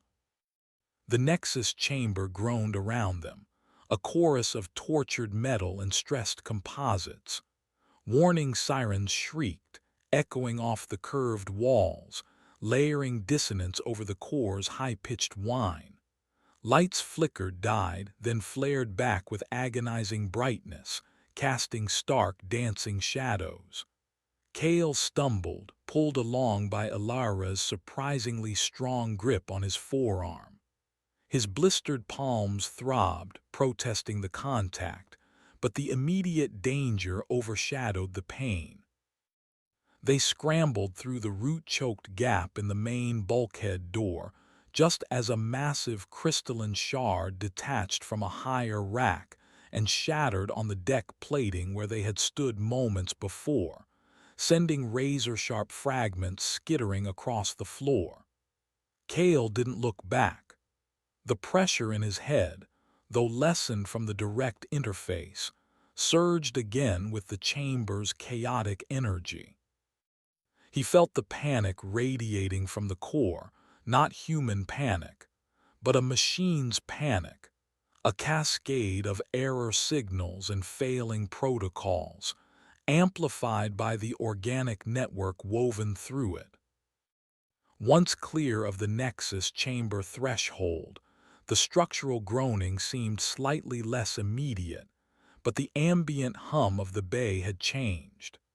The deep, steady thrum was gone, replaced by erratic fluctuations, jarring stops and starts, overlaid with frantic rustling sounds from the surrounding foliage.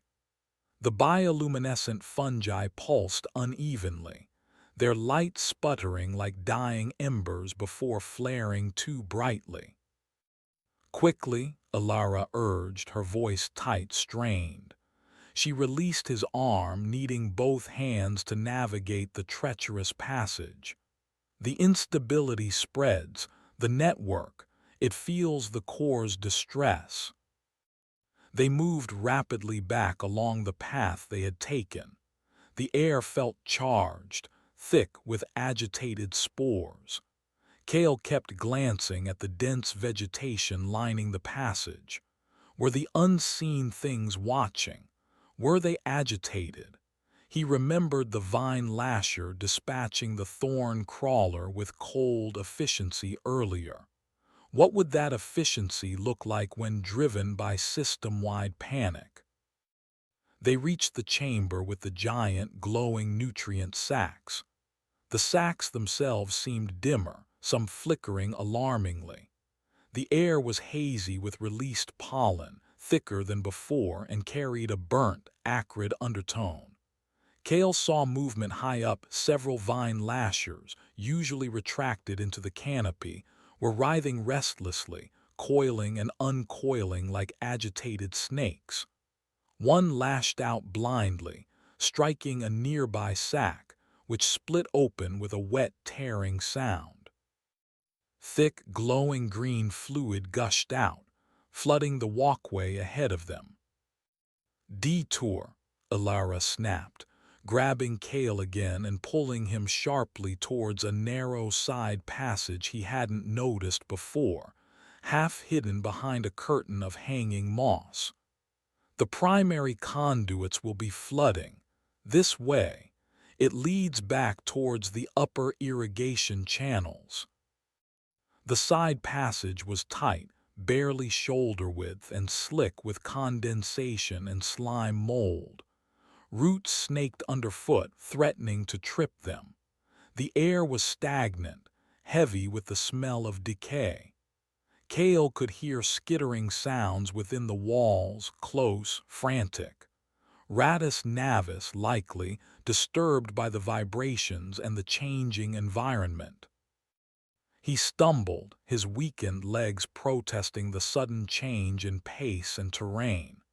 He clutched the data pad beneath his tunic, its hard edges digging into his ribs. He needed to look at it. He needed to know what Silas had discovered, what he died or vanished trying to achieve. But there was no time, no safety. Alara pressed on relentlessly, her fanatical certainty seemingly unshaken, merely redirected towards escape. Or perhaps she was more frightened than she let on, her faith demanding she show no weakness. They emerged onto a narrow catwalk overlooking the chasm bridged by the gravity moss-covered beams. The low hum emanating from below was gone, replaced by a disturbing silence. The iridescent patches of moss, however, seemed brighter, shifting, swirling with chaotic energy. "Careful," Alara warned, already stepping onto the first beam. "The fields are disrupted, the pathways, they may not be stable." Kael watched her cross. She moved quickly, almost recklessly, abandoning the caution she'd shown earlier. He hesitated at the edge. Looking down into the blackness, he felt a profound sense of vertigo, amplified by the lingering mental static from the core. The silence from the chasm felt wrong, predatory. He took a breath and stepped onto the beam. The moss felt different, spongy, almost alive beneath his boot. He took another step. A patch of iridescence directly ahead of him suddenly flared, and he felt a violent lurch. Not just disorientation, but a physical pull, sideways, towards the edge of the beam, towards the abyss. He cried out, windmilling his arms, trying to regain balance. His foot slipped on the slick moss. He felt himself falling, tipping over the edge into the swallowing darkness. Suddenly, a hand clamped onto the front of his tunic, arresting his fall. Jorik. The sacrificial gardener stood on the beam beside him, having emerged silently from the side passage Kael and Alara had just exited. Where had he come from? Had he been following them? His scarred face was impassive as ever, but his grip was iron. With a grunt, he hauled Kael back onto the center of the beam. "Jorik," Alara exclaimed, turning back from the far side of the chasm. "You felt the disturbance." Jorik nodded once, his eyes fixed on Kael for a brief, unsettling moment before releasing him. He then turned and continued across the beams with heavy, certain steps, apparently unaffected by the disrupted gravity fields. Kael leaned forward, hands on his knees, catching his breath, his heart pounding. Saved by the silent, enigmatic gardener who handled sacrifices and enforced Alara's will. Why? He glanced back at Jorik's retreating form, then forced himself to follow, moving with extreme caution across the treacherous beams, avoiding the shimmering patches as much as possible. They regrouped on the far side, the solid deck plating a profound relief. Alara regarded Jorik, then Kael. "Veridian protects its faithful," she stated, though her tone lacked its usual conviction. She seemed shaken by the severity of the ship's reaction. The core must be soothed. The bloom. Perhaps another offering is needed once the immediate crisis passes. Kael's stomach turned at the thought. Another offering, after Lyra, after the bloodletting. How much more could this insatiable system demand? They continued onward, Jorik now taking the lead, his massive frame seeming to carve a path through the agitated environment. They passed sections where roots had burst through weakened bulkheads, spilling soil and pale, writhing things onto the deck. Steam hissed from ruptured pipes carrying heated nutrient solution. The sounds of the bay were a cacophony now, frantic rustlings, dripping fluids, the groaning of stressed metal, and occasionally a high-pitched screech from some unseen creature in distress. Kael lagged slightly behind, his body screaming with exhaustion, his mind reeling. He needed a moment. He needed to check the data pad. He deliberately slowed his pace, pretending to stumble, leaning against a vine-covered wall. "Kael," Alara called back, pausing. "Just need a second," he gasped, pressing a hand to his side. "The interface, it took more than I thought." Jorik stopped, turning partially. Alara hesitated, glancing back towards the direction of the core, then at Kael's pale, sweat-streaked face. "Do not lag," she warned, but she didn't press him immediately. "The sooner we reach the upper levels, the safer we will be." This was his chance. While Jorik and Alara scanned the path ahead, Kael fumbled beneath his tunic, pulling out the cracked data pad. His hands trembled, making the simple act difficult. The casing was warm, scorched. He thumbed the activation stud recessed on the side. Nothing, the screen remained dark. He tried again, pressing harder, still nothing. Panic fluttered in his chest. Was it completely fried, useless? He examined the cracked screen, the scorch marks near the power input. Maybe the connection was damaged, maybe the power cell was drained or destroyed. He felt a flicker of despair. All that risk, the confrontation with the core, the near fall, for nothing. He turned the device over in his hands. There was a small, secondary port on the side, a data interface socket, likely what Silas used to connect his modified tools. Maybe it could be powered externally, or the data accessed directly. But how? He lacked the equipment, the knowledge. Silas would know, if Silas was even alive. A loud crash echoed from further down the passage, followed by Jorik letting out a sharp, guttural grunt. The first sound Kael had heard him make beyond simple acknowledgments. "Root Walker," Alara shouted, "blocking the path, it's agitated." Kael shoved the useless data pad back under his tunic and pushed himself off the wall, hurrying forward. He rounded a bend choked with thick, poolsing vines. Ahead, the passage widened slightly. Blocking it completely was a root walker, one of the lumbering, vaguely humanoid masses of thorny vines and thick roots animated by Veridian. But this one was different.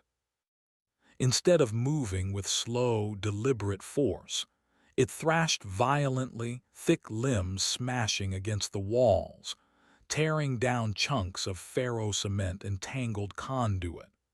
Its thorny surface seemed to writhe, and the dim, internal light that usually marked its core pulsed with frantic, angry red flashes, mirroring the corrupted crystal Kael had faced. The core's instability was driving its creations mad. Jorik stood before it, his scythe held defensively. He wasn't attacking, merely trying to hold his ground as the walker flailed, smashing the deck near his feet. Ilara watched, her face tight with concentration, murmuring what sounded like a chant of calming, her hands moving in intricate patterns. It wasn't working. The root walker seemed beyond her control, lost in the feedback loop of the core's panic. "We cannot pass," Ilara said, her voice strained. "And we cannot go back." She glanced nervously back the way they came, as if expecting the collapsing nexus chamber to somehow pursue them.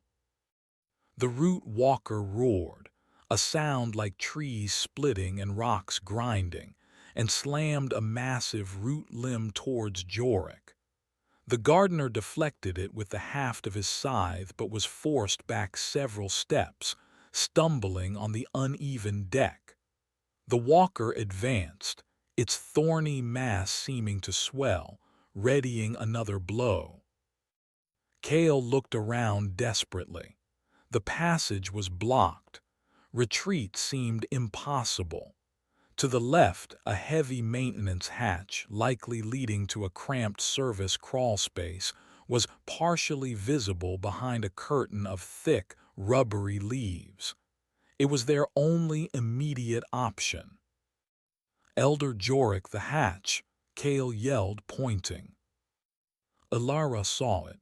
Jorik disengaged to the hatch. Jorik needed no further urging.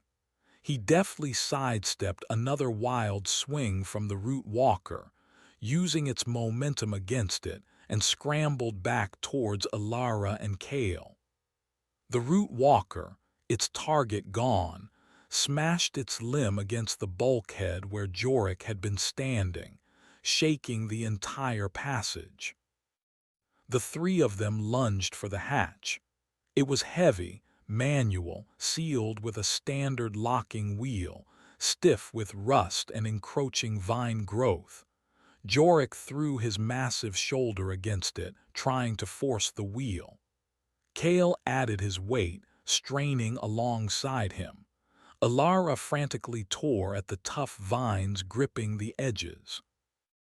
Behind them, the root walker turned its mindless fury towards them, lumbering forward, shaking the deck with each step, its red core light burning like a furnace. The grinding roar filled the narrow space. The hatch wheel groaned, resisted, then suddenly gave way with a shriek of tortured metal. Jorik wrenched the heavy door open, revealing a dark, narrow crawlspace choked with cables and dust. Inside, now, Ilara shoved Kael towards the opening. Kael scrambled through, coughing as disturbed dust filled his lungs. Ilara followed immediately. Jorik hesitated, glancing back at the rapidly approaching root walker, then hurled himself through the opening, pulling the heavy door shut behind him just as the walker's massive limb slammed against the outer surface with enough force to buckle the thick metal inward. Darkness enveloped them, punctuated only by the deafening impacts of the enraged root walker pounding on the hatch outside. Chapter 7: Seed of Ruin.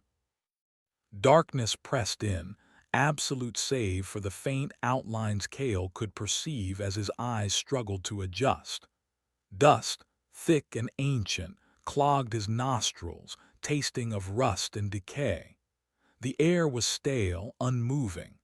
Beside him, he heard Ilara's sharp, controlled breaths and Jorik's deeper, slower respiration.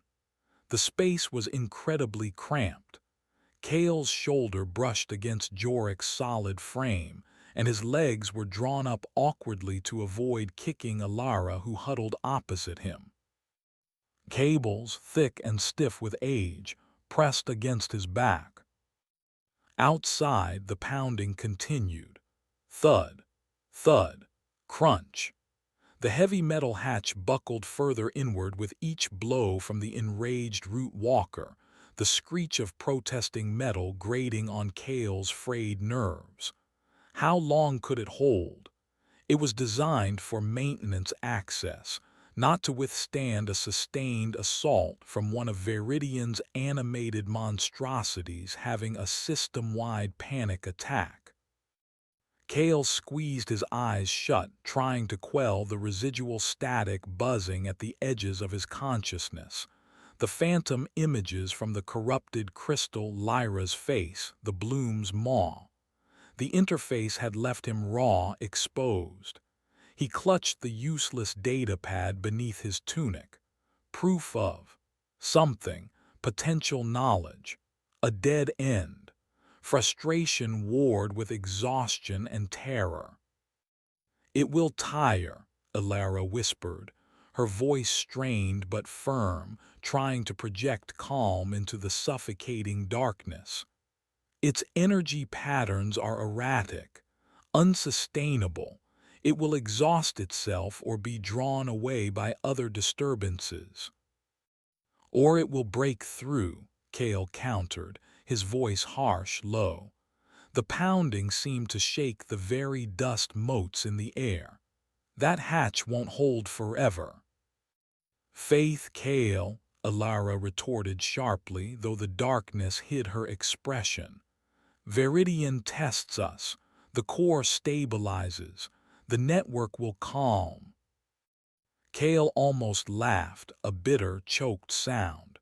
Faith, after what he'd seen, after what he'd felt pouring through him from that corrupted core. Veridian wasn't a benevolent god. It was a broken machine intertwined with a voracious, alien ecosystem, driven by corrupted code and primal hunger. Its stability was merely a predatory calm, its distress a thrashing cage match. He needed a light. He needed to see the data pad, examine the ports, the damage. He fumbled at his belt, fingers searching for the small emergency lumen stick clipped there, standard issue, rarely used due to power scarcity. His fingers closed around the thin cylinder. "No light," Jorik's voice rumbled, startlingly close in the darkness. It was deep, rough from disuse, but clear. Kael froze. Jorik had spoken. More than a grunt, more than a single word. "Why not?" Kael asked, keeping his voice low. The pounding outside seemed to lessen slightly, becoming more intermittent. "Attracts attention," Jorik stated simply. "Things hunt by light in the deep warrens. This space connects." Kael hadn't considered that. This crawl space wasn't isolated. It was part of the ship's hidden network, the service ways, the ventilation shafts, places where things other than Radis Navis might lurk, especially now with the bay in turmoil. He reluctantly released the lumen stick. The pounding on the hatch stopped. Silence descended, thick, heavy, broken only by their breathing and the faint, distant groan of the ship's superstructure. Kael strained his ears. Was the root walker gone, or was it waiting? Minutes stretched into an eternity in the cramped blackness. Kael's muscles cramped. The stale air grew warmer, thicker with their exhalations. He shifted position slightly, trying to ease the pressure of the cables against his spine.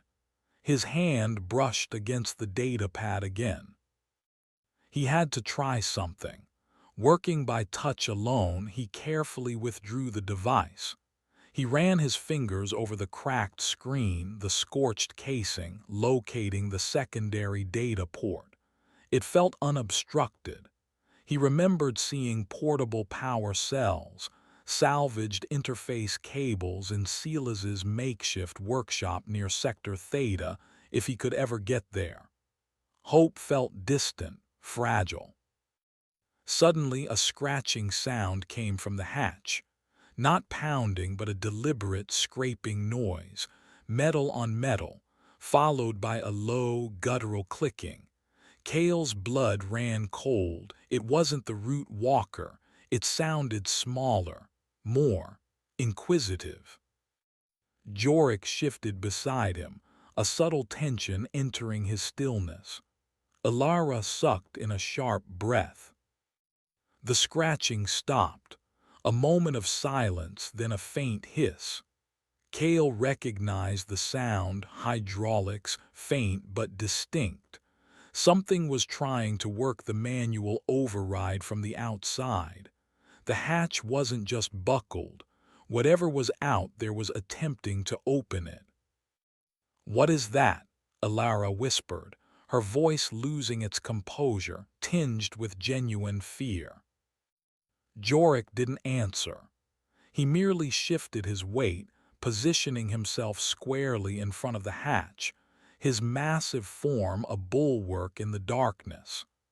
Kael could hear the soft rasp of his scythe being adjusted in his grip, presumably held close against his body. The hissing intensified, accompanied by more scraping. A thin line of faint green light appeared at the top edge of the hatch as it was forced open a crack. The light pulsed weakly, casting grotesque, elongated shadows within their confined space. Kael could see Ilara's wide, terrified eyes, Jorik's grimly set jaw. Through the crack, Kael saw movement. Something pale and multi-jointed, like an insect's leg but larger, thicker, probing the opening. Then another, accompanied by the disturbing clicking sound. He remembered Silas's warnings, dismissed by Alara as heresy, rumors of older things dwelling in the ship's deepest strata, things the cradle might have disturbed from dormant asteroids or encountered in nebulae centuries ago, things that had adapted, integrated, waited. Creatures the bay's ecosystem hadn't consumed or controlled. Yet, the hatch creaked open wider. Kael could now see a cluster of pale, multifaceted eyes reflecting the faint green light set above complex clicking mandibles. It wasn't bay fauna. It wasn't ship fauna. It was other. Jorik moved. He didn't wait for it to come through. With a powerful shove, he slammed his weight against the hatch, forcing it closed against the creature's limbs. A high-pitched shriek echoed from outside, followed by frantic scrabbling. Jorik braced himself, planting his feet, holding the door shut through sheer strength against whatever was trying to pry it open. The metal groaned under the strain. "The wheel," Ilara gasped, scrambling towards the mechanism near Jorik's shoulder. "We must secure it." Kael lunged to help, fumbling in the darkness for the locking wheel. His hands found Ilara's already there, straining against the damaged mechanism. Together, they threw their weight into it. The wheel resisted, grinding, then slowly began to turn, inch by painful inch, resealing the hatch against the scrabbling horror outside. Jorik held firm, his muscles trembling with the effort, grunting low in his throat. Finally, the wheel locked tight with a decisive clunk. The scrabbling outside lessened, became more sporadic, then ceased. They were sealed in again, safe, or just trapped more securely. Kael slumped against the wall, breathing heavily. Ilara leaned back, her chest rising and falling rapidly. Jorik slowly relaxed his stance, though he remained facing the hatch, scythe still ready. What was that?" Alara stammered, the encounter clearly shaking her deeply rooted faith in Veridian's dominion. "Deep warren crawler," Jorik stated flatly. "Old things usually avoid the bay's scent. The core instability draws them or drives them out." Old things. Kael shuddered. The ship wasn't just decaying. It held layers of forgotten encounters, dormant threats awakened by their current crisis. Veridian wasn't the only power aboard the cradle. They sat in silence for a long time after that, the only sounds the distant groans of the ship and their own breathing. The immediate threat seemed to have passed, but the sense of confinement, of being hunted, remained. Kael knew they couldn't stay here. The air was growing thin. Their options were limited.